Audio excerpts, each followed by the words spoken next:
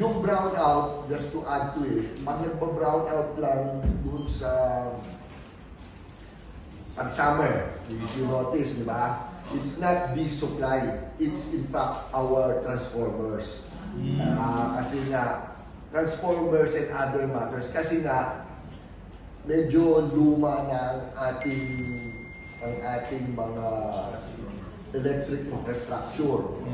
Amin, transformer, mga linya. So, pag mainit, kanyan, kung pag luma, di ba, parang sasakyan yan eh. Pag luma, pagka hindi ideal yung sitwasyon, madaling masira. Parang ganun lang din yun.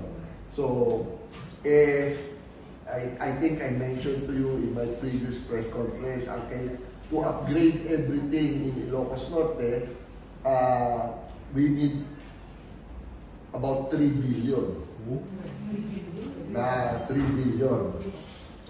In order na tayo to upgrade everything in the infrastructure, we need about 3 billion, which obviously we don't have. Ang ginagawa nga natin ngayon, inuunti-unti natin. Okay. Just to add to that, I'm happy